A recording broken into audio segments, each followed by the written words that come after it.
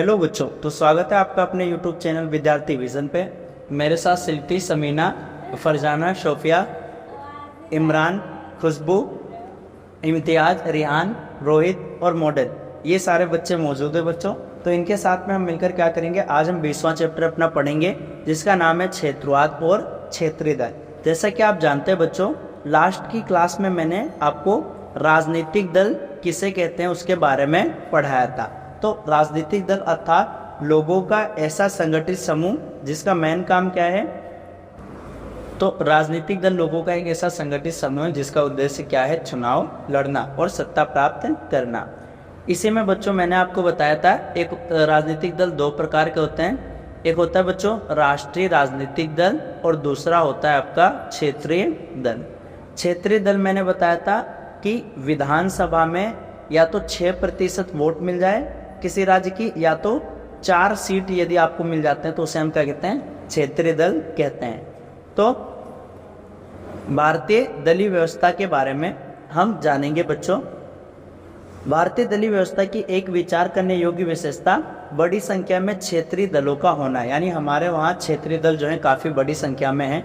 क्षेत्रीय दल से हमारा अर्थ बच्चों ऐसे दल से हैं जो एक सीमित भौगोलिक क्षेत्र में काम करते हैं, यानी ये पूरे देश के लिए काम नहीं करते, ये सिर्फ एक क्षेत्र विशेष के लिए काम करते हैं। उसे हम क्या कहते हैं, क्षेत्रीय दल कहते हैं। इसकी गतिविधियां केवल एक मुट्ठी भर राज्यों तक ही सीमित होता है। जो पूरे देश के लिए नीतियां बनाते हैं उनके लिए काम करते हैं उसे राष्ट्रीय दल कहते हैं। जो एक क्षेत्र विशेष के लिए करते हैं उसे हम क्षेत्रीय दल कहते हैं। सरल शब्दों में बच्चों क्षेत्रीय दल अखिल भारतीय दलों से अपना दृष्टिकोण और हित को दोनों में बहुत अंतर पाते हैं, यानी दोनों क्या होता है, अलग होता है। वे केवल राज्य या क्षेत्रीय स्तर पर सत्ता प्राप्त करना चाहते हैं, वे राष्ट्रीय सरकार पर नियंत्रण बनाने की इच्छा बिल्कुल भी नहीं रखते हैं। आपको बात ध्यान रखना है बच्चों कि राज्यों में क्षेत्रीय दल जो है शासन भी कर रहे हैं। कई सारे ऐसे राज्य जहाँ पे क्षेत्रीय दल शासन कर रहे हैं, जैसे पंजाब में बच्चों अकाली दल है, तमिलनाडु में है, कर्नाटक में है, असम, जम्मू और कश्मीर में भी कुछ प्रमुख क्षेत्रीय दल है। इनके नाम आपको याद करने बच्चों, ये मोस्ट इंपॉर्टेंट क्वेश्चंस आपके एग्जाम में आएंगे। इस पाठ को पढ़ने का उद्देश्य है बच्चों कि बढ़ते क्षेत्रवाद और उसके उत्तरदायी क्या क्या कारक हैं वो जान सकेंगे।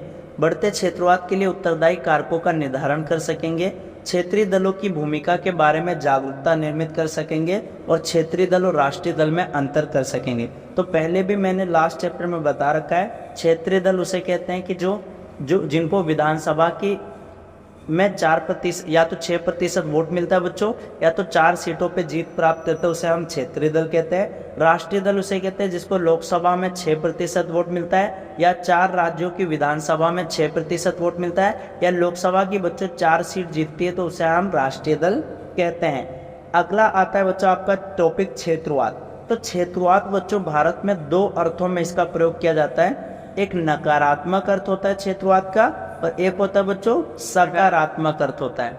यदि आपसे पूछे क्षेत्रवाद को 2 अर्थों में समझा जाता है। नकारात्मक भाव में इसका अर्थ होता है कि सिर्फ अपने क्षेत्र को देश और राज्य की तुलना में अधिक मानना, यानी जब हम सिर्फ अपने क्षेत्र को बढ़ावा देते हैं तो वो नकारात्मक क्षेत्रवाद होता है। सकारात्मक दृष्टि में बच्चों ये एक राजनीतिक गुण है जो अपने क्षेत्र की संस्कृति, भाषा इत्यादि के साथ जुड़े लोगों को अपनत्व है, जो कि अपनी स्वतंत्र पहचान बनाना चाहते हैं। यानी सकारात्मक में हम कह सकते हैं कि जैसे हमारी संस्कृति हो गई, हमारी भाषा हो गई, हमारे क्षेत्र को में क्या करते हैं, अपनत्व यानी अपनेपन की भावना को जब हम बढ़ाते हैं तो उसे हम सकारात्मक क्षेत्रवाद कहते हैं। नकारात्मक में क्या होता है कि जब हम अपने ही क्षेत्र को बाकी से अलग मानने लगते हैं तो उसे हम नकारात्मक कहते हैं। सकारात्मक क्षेत्रवाद तब स्वागत योग्य होता है जब यह संयुक्त भाषा और धर्म और ऐतिहासिक पृष्ठभूमि के आधार पर भाईचारे और साझेपन समानता बढ़ाने का प्रोत्साहन देता है। नकारात्मक भाव में क्षेत्रवाद देश की एकता और अखंडता के लिए क्या होता है, बहुत बड़ा खतरा पैदा कर सकता है। भारतीय संदर्भ में प्रायः क्षेत्रवाद शब्द नकारात्मक के रूप में प्रयोग किया जाता है। आमतौर पर कुछ राजनीतिक नेता क्या करते हैं, क्षेत्रवाद की भावना को उकसाते हैं और एक विशेष क्षेत्र या लोगों के समूह पर उनका नियंत्रण बनाने के लिए वो क्षेत्रवाद की प्रवृत्ति को क्या करते हैं, बढ़ाते हैं। तो ये समझ में आ गया होगा आपको कि क्षेत्रवाद का अर्थ क्या होता है और क्षेत्रवाद के सकारात्मक नकारात्मक क्या है। अब इससे रिलेटेड कुछ पाठगत प्रश्न हैं कि सकारात्मक भाव में क्षेत्रवाद का अर्थ होता है कि लोगों का अपने क्षेत्र और संस्कृति और भाषा से प्यार होना। क्षेत्रीय दल अर्थात ऐसा दल जो सीमित भौगोलिक क्षेत्र में काम करता है और भारत में बड़ी संख्या में क्षेत्रीय दल हैं। अलग अलग राज्यों में आपने देखा बच्चों की क्षेत्रीय दल होते हैं, जैसे पंजाब में अकाली दल हो गया, असम में भी है, AIDMK तमिलनाडु में हो गया, DMK तमिलनाडु में है। ये प्रमुख क्षेत्रीय दल हैं। आइए बच्चों जानते हैं कि क्षेत्रवाद के विभिन्न रूप कौन कौन से हैं। तो भारत में क्षेत्रवाद ने विभिन्न रूप धारण कर लिया है, जैसे राज्य स्वायत्तता की मांग कर रहे हैं। राज्य स्वायत्तता का मतलब होता है बच्चों अलग होना या स्वतंत्र होना। क्षेत्रवाद प्रायः राज्यों के लिए केंद्र से अधिक स्वायत्तता की मांग कर रहे हैं, यानी राज्य चाह रहे हैं कि उनको केंद्र से ज़्यादा शक्तियाँ दी जाए। राज्य के मामले में केंद्र के बढ़ते हस्तक्षेप ने क्षेत्रीय भावनाओं को भड़काया, क्योंकि केंद्र सरकार क्या है, जबरदस्ती राज्य सरकार के मामलों में हस्तक्षेप करती है। इसलिए अब राज्य केंद्र का हस्तक्षेप नहीं चाहते, वो थोड़ा बहुत स्वायत्तता चाहते हैं। दूसरा, संघ से अलग होना। संघ से अलग होना बच्चों क्षेत्रवाद का एक खतरनाक रूप है। ये तब बढ़ता है जब राज्य केंद्र से अलगाव यानी अलग होने की मांग करते हैं। तो क्षेत्रवाद के दो रूप है बच्चों, राज्य स्वायत्तता की मांग और संघ से अलग होने की मांग। राज्यों के बीच बच्चों नदी जल विवाद होता है, बहुसंख्यकों की भाषा, नौकरी के अवसर, अपने ही राज्य के लोगों को प्राथमिकता देना, ये सब क्षेत्रवाद की भावनाओं को उभारती है। जैसे आपने देखा होगा मुंबई के अंदर क्या है, जो गरीब राज्य होते हैं, बिहार यूपी के लोग आकर वहाँ पे सस्ती दर में नौकरी करने लगते हैं। इससे मुंबई वालों को नौकरी नहीं मिलती, तो मुंबई वालों ने भी आंदोलन करा था। ठीक इसी तरह बच्चों कर्नाटक और आंध्र प्रदेश में कई सारे आंदोलन चले थे, समस्याएं चली थी, और ये बाद में आक्रामक रवैया ले लेती है। अगला है बच्चों भारत में क्षेत्रवाद का विकास, यानी किस प्रकार से भारत में क्षेत्रवाद का विकास हुआ है। तो इसके पीछे कहीं ना कहीं बच्चों अंग्रेजों का हाथ है। भारतीय राजनीतिक व्यवस्था में क्षेत्रवाद कोई नई घटना नहीं है जो अचानक से आ गई है। आज़ादी से पहले भी बच्चों जब अंग्रेज हमारे वहाँ थे तो अंग्रेज साम्राज्यवादियों ने ऐसी भावनाओं को जानबूझकर प्रोत्साहित दिया था ताकि लोग पूरे देश के बारे में न सोचें। उन्होंने जानबूझकर अलग अलग क्षेत्रों के लोगों को पूरे देश की बजाय ये सोचने पे मजबूर कर दिया कि वो सिर्फ अपने क्षेत्र के बारे में सोचें। नेताओं ने लोगों को ये भावना भरने का प्रयास किया कि वे एक ही देश से संबंध, लेकिन हमारे बच्चों जो राष्ट्रवादी नेता है ना, जैसे गांधी जी हो गए, इन लोगों ने कहा अपने क्षेत्र के बारे में ना सोचो, हमें हमारे देश के बारे में सोचना है। साथ ही साथ में बच्चों हमारे संविधान के निर्माताओं ने भी क्या कर रखा है, संविधान में एकहरी नागरिकता का प्रावधान दे रखा है। इसके उद्देश्य प्राप्त करना चाहा है। इसी उद्देश्य से हमारे वहाँ एकीकृत न्याय व्यवस्था भी है बच्चों, और अखिल भारतीय सेवाएं और मजबूत केंद्र सरकार को व्यवहारिक रूप देने पर बल दिया गया है। लेकिन एक विशाल देश होने की दृष्टि से भारत में शीघ्र ही सांस्कृतिक क्षेत्रवाद बच्चों दिखाई देने लगा था। यानी अंग्रेजों ने क्षेत्रवाद का विकास बच्चों, इसके पीछे कहीं ना कहीं अंग्रेजों का हाथ है। इसको सही करने का काम राष्ट्रवादियों ने किया था और बाद में हमारे संविधान ने किया था कि हम सिर्फ अपने क्षेत्र के बारे में ना सोचें, हमें हमारे देश को लेकर साथ में चलना है। क्षेत्रवाद की पहली अभिव्यक्ति बच्चों भाषा के आधार पर राज्यों के पुनर्गठन की मांग है। यानी क्षेत्रवाद में के रूप में हम देख सकते हैं कि लोगों ने भाषा के आधार पर कहा था कि राज्यों का गठन हो। लेकिन क्षेत्रवाद का सबसे प्रभावशाली प्रदर्शन बच्चों 1960 के दशक में तमिलनाडु में कांग्रेस के विरुद्ध DMK की जीत से शुरू हुई थी। साथ ही साथ में बच्चों शीघ्र ही पंजाब में भी एक और अकाली दल आंदोलन ने तेजी से पकड़ लिया। जम्मू कश्मीर में भी बच्चों नेशनल कॉन्फ्रेंस पार्टी को शेख अब्दुल्ला ने क्या किया था, पुनर्जीवित किया था। साथ ही में बच्चों भारतीय राष्ट्रीय कांग्रेस जिसे 1947 से 67 तक सत्ता पर एकाधिकार प्राप्त था, जो क्षेत्रीय दलों के प्रति कभी नरम होती थी कभी गर्म रुख अपनाती थी, उसने भी क्षेत्रवाद को बढ़ावा देने में योगदान दिया था। यानी क्षेत्रवाद की विकास होने लगा धीरे धीरे, और इसका विकास तमिलनाडु से हुआ था बच्चों, जब भाषा के आधार पर राज्यों का गठन किए जाने की मांग शुरू हुई थी। आइए बच्चों कुछ पाठगत प्रश्न देखते हैं। तो क्षेत्रवाद ने प्रायः राज्यों को केंद्र से अधिक स्वायत्तता की मांग करने के लिए उकसाया, तो ये सही है। राज्यों के बीच नदी जल में भारी विवाद, बहुसंख्यक की भाषा को प्राथमिकता देने की इच्छा ने भी क्षेत्रवाद की भावनाओं को उभारा है, तो ये बात भी क्या है, सही है। और क्षेत्रवाद किसे कहते हैं बच्चों, अपने क्षेत्र विशेष के बारे में सोचना। ये राष्ट्रीय राजनीतिक दल से अलग होते हैं। क्षेत्रीय दल ये सिर्फ अपने क्षेत्र के बारे में सोचते हैं।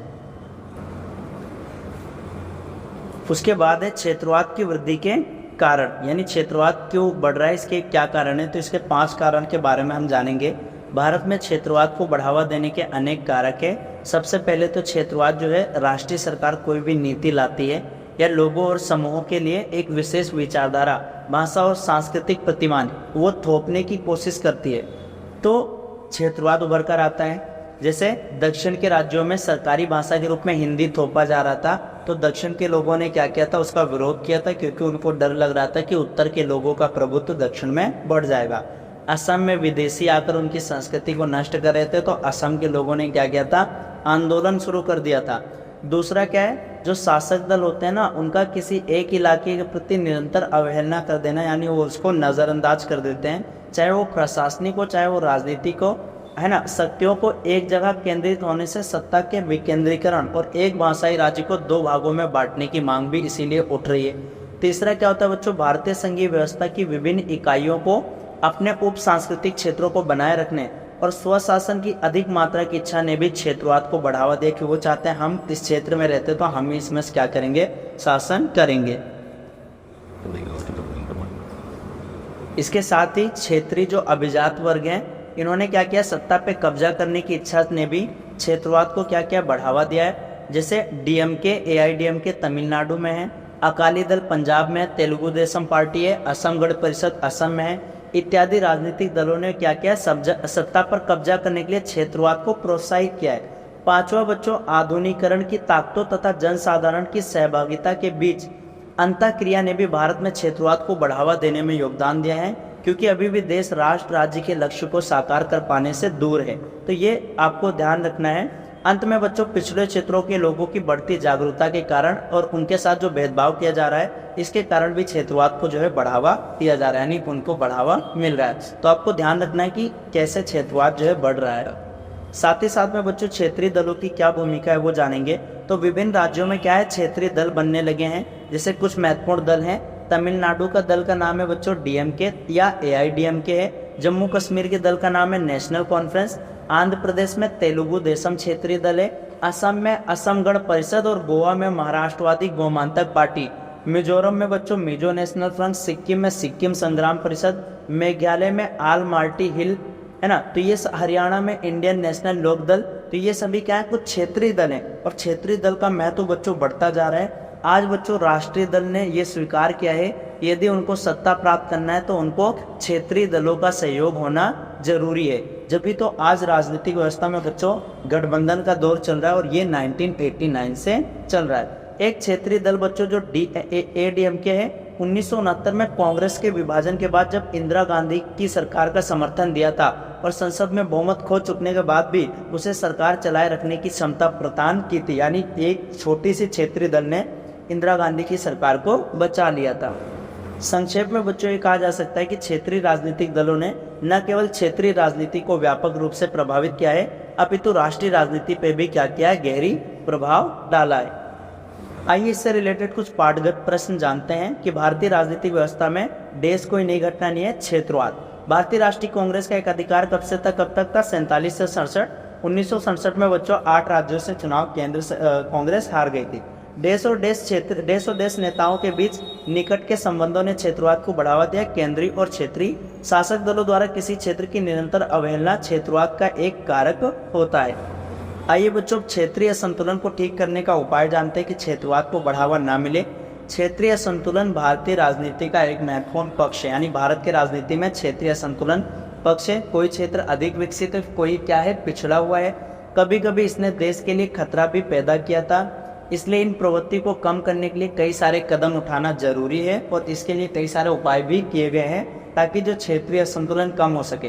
यानी कुछ राज्य कुछ ज़्यादा अमीर होते हैं, कुछ राज्य गरीब होते हैं, तो उसको क्या कर सकें, कम कर सकें। तो इसका पहला हमने क्या कदम उठाया, उपेक्षित जो क्षेत्र हैं उनमें समान विकास को बढ़ावा देना, ताकि स्वयं को राष्ट्रीय मुख्यधारा के एक भाग ही समझे, यानी अपने को अलग थलग ना समझे। दूसरा क्या किया हमने, केंद्रीय सरकार को राज्य के मामले में हस्तक्षेप नहीं करना चाहिए जब तक कि कोई राष्ट्रीय हित का मामला ना है। तीसरा, लोगों की समस्याओं को शांतिपूर्ण और संवैधानिक ढंग से हल करना चाहिए। चौथा, राष्ट्रीय महत्व के मुद्दों के अतिरिक्त राज्यों को अपने काम स्वतंत्र रूप से करने देना चाहिए, यानी केंद्र सरकार का उसमें हस्तक्षेप नहीं होना चाहिए। पांचवा, राज्यों के हितार्थ केंद्र और राज्य संबंधों में परिवर्तन करना आवश्यक हो गया है, और केंद्र और राज्य के संबंध के बारे में एक आयोग भी बना था जिसका नाम क्या था, सरकारिया आयोग। और सरकारी आयोग क्या बताता है, केंद्र और राज्य संबंधों के बारे में बताता है। कुछ महत्वपूर्ण पाठगत प्रश्न हैं। सीमित भौगोलिक क्षेत्र में आमतौर पर काम करने वाले दल को हम क्षेत्रीय दल कहते हैं। क्षेत्रीय दलों की वृद्धि में योगदान करने वाले लोग जो हैं, तो इसमें उपरोक्त सभी आएगा। उपरोक्त सभी में क्या क्या, सामाजिक, जातीय और सांस्कृतिक और भौगोलिक आएंगे, तो ये उसका आंसर है उपरोक्त सभी।